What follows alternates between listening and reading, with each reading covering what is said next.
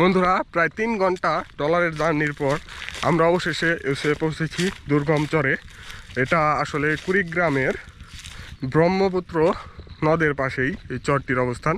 এই চরটি কুড়িগ্রাম জেলায় অবস্থিত। খুবই দুর্গম একটি চর। ট্রলারে আসতে আমাদের লেগেছে 3 ঘন্টা। বুঝতেই পারছেন কতটা দুর্গম এই চরে। দেখি এই চরের মানুষদের সাথে কথা বলে কী অবস্থা তাদের, কীভাবে তারা এখানে জীবনযাপন করছে, এই দুর্বিষহ জীবনে তারা কি কি অভিজ্ঞতা অর্জন করছে। বন্ধুরা, আমরা চরের মাঝে প্রবেশ করে একটি বাড়ি দেখতে পাই। এই বাড়িটি আসলে খুবই সুন্দরভাবে গোছালো এবং ফসলে ভরপুর, বিভিন্ন ফসলে। এখানে বাড়ির শুরুতে দেখতে পাচ্ছি বাদাম গাছ শুকিয়ে দিয়েছে তারা, এটা হয়তো রান্নার কাজে ব্যবহার করবে। এবং এখানে দেখতে পাচ্ছি একটি খুবই সুন্দর বিদেশি একটি পুকুর, খুবই সুন্দর। এবং এখানে যদি দেখেন আপনারা, এই যে বাদাম গাছ শুকিয়ে দিয়েছে, তারা এইভাবে লাকড়ি হিসাবে ব্যবহার করবে বা চুলায় আগুন জ্বালানোর কাজে ব্যবহার করবে। এবং এই বাড়িতে দেখতে পাচ্ছি বিভিন্ন ঘর, এই পাশে রান্নাঘর, ওই পাশে একটি থাকার ঘর এবং এই পাশে টিনের তৈরি একটি ঘর। খুবই সুন্দরভাবে গোছালো বাড়িটি চরের মাঝে হলেও। এবং এখানে আমরা দেখতে পাচ্ছি বাদাম, মাসকালাই এইসব শুকিয়ে দিয়েছে। এবং ওটা মনে হয় কোনো ডাল হবে, এরকম কিছু বলতে পারছি না। তবে মাসকালাইটা খুবই ভালো লেগেছে আমার। যদিও দেখুন আসলে মাসকালাই কিন্তু সাধারণত চরেই হয়ে থাকে। এই চরে এই যে আমরা যে কালাইয়ের ডাল খাই, মাসকালাই, সেই কালাইটা, এটাকে কালাই বলে আর কি। সরাসরি ক্ষেত থেকে যেটা তৈরি করা হয় এটা কালাই। এই কালাইয়ের ডাল আমরা খেয়ে থাকি সাধারণত, মাসকালাইয়ের।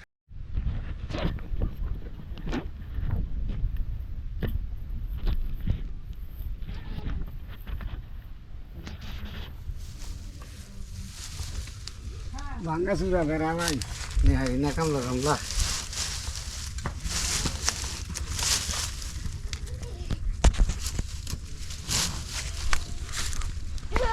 বন্ধুরা দেখুন, ভাই কত সুন্দর নিজের বেড়া নিজেই বাঁধতেছে এখান দিয়ে। এই যে সুন্দর করে ওই পাশে দড়ি দিচ্ছে, ওই পাশে একজন আছে। ওই পাশে কে ভাই?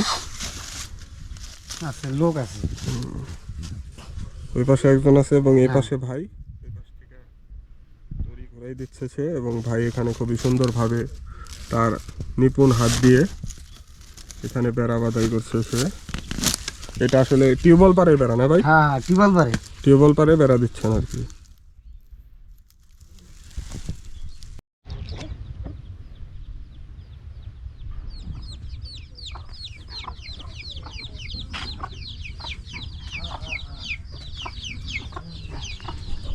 বন্ধুরা দেখতে পাচ্ছেন একটি বাড়িতে প্রবেশ করেছি আমি। বাড়িটি আসলে খুবই ছোট। বাইরে থেকে যদি একটি ভিউ দেই আপনাদের, দেখে বুঝতে পারবেন খুবই ছোট্ট একটি বাড়ি। মানে আমরা যদি ডিসিমেলে হিসাব করি, 1 ডিসিমেলের ওপর এই বাড়িটি তৈরি। খুবই ছোট একটি বাড়ি। এবং এই বাড়িটি যদি আপনাদের বলি, একদম বাংলাদেশের শেষ প্রান্তে অবস্থিত। বাংলাদেশের শেষ প্রান্তে অবস্থিত এই বাড়িটি। আসলে ওই পাশেই ইন্ডিয়ার বর্ডার। কুয়াশার কারণে যাই হোক, এই যে চর দেখতে পাচ্ছেন না লম্বা, এই চরের শেষেই ওই পারে যে দেখতে পাচ্ছেন কুয়াশায় ঢেকে গেছে যদিও, ওই পারেই এই পাশে আর কোনো বাড়ি ঘর নেই। এটি লাস্ট বাড়ি, মানে বাংলাদেশের শেষ বাড়ি, সর্বশেষ বাড়ি যদি বলা হয় এটিকে বলা যেতে পারে। কারণ ওই পারেই যেটি আছে সেটি হলো ইন্ডিয়ার বর্ডার, মানে ওই পারে ইন্ডিয়ার বর্ডার এবং পরবর্তীতে ইন্ডিয়ার বাড়িঘর। কিন্তু এই পাশে বাংলাদেশের পক্ষ থেকে আর কোনো বাড়িঘর নেই। এবং বাংলাদেশের সর্বসাকল্যে সর্বশেষ বসত বাড়ি যদি হিসাব করেন তাহলে এটিকে বলা যেতে পারে নিঃসন্দেহে। তারা আসলে বাড়িতে কেউ নেই। এই বাড়িতে যে থাকে সে নাকি খুবই দরিদ্র সীমার মধ্যে বসবাস করছে। আসলে এই বাড়ির লোকটাকে আমরা পেলাম না যদিও, তবে ইচ্ছা আছে তার সাথে দেখা করবো একবার। বাংলাদেশের শেষ বাড়ি আমরা দেখলাম। এবং এই পারে যদি সম্পূর্ণ বিস্তীর্ণ চর আর চর, নদীর চর, বালুময় মরুভূমির মতো দেখতে। এখানে আপনি কল্পনাও করতে পারবেন না তারা কি পরিমাণ কষ্টে বসবাস করে। আসলে দেখুন এই চরে জনবসতি খুবই কষ্টে বসবাস করছে এখানে। এবং এখান থেকে যদি কেউ অসুস্থ হয় তাকে হাসপাতালে নেওয়ার মতো কেউ নেই।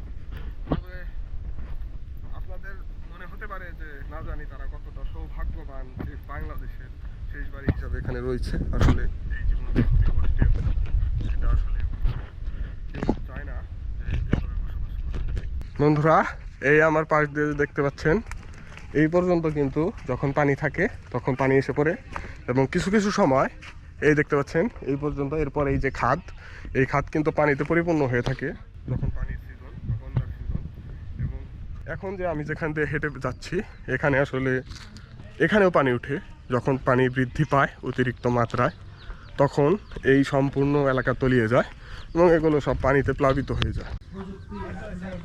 বন্ধুরা দেখুন, চরের মাঝে আসলে এরকম গরুর গোয়ালের দেখা সবসময় দেখা যায়। এটা কি আইপিএস এর লাইন? হ্যাঁ, আইপিএস এর লাইন দিলাম। এমনকি টিভি চালু হয়ে যাবো। আইপিএস দিয়ে টিভি চলে না বন্ধুরা, বিশ্বাস করবেন কিনা জানি না, এখন আইপিএস দিয়ে আমরা টিভি চালু করছি এই দুর্গম চরে এসে। দেখুন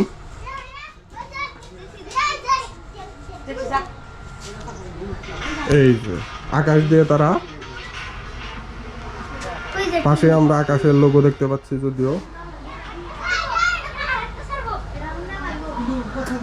আকাশ দিয়ে তারা এখানে টিভি চালু করছে। প্রত্যেকটি চ্যানেলই একদম এইচডি ক্লিন। যাই হোক, ভিডিওতে দেখাতে পারবো না, ব্লার করে দিতে হয়েছে। পুরো চকচকা। বন্ধুরা, এই যে ঘরটি দেখতে পাচ্ছেন, এই ঘরে আসলে এই এলাকার মানুষ, এই চরের যারা আছে সবাই এসে বসে এখানে সিনেমা হলের মতো এই টিভিতে খেলা কিংবা নিউজ সব কিছু উপভোগ করে থাকে তারা। বন্ধুরা, এই যে দেখতে পাচ্ছেন, এখানে রীতিমতো সিনেমা হলের যে বাইরে ভিড় থাকে সেই রকম ভিড় হয়ে গেছে এখন।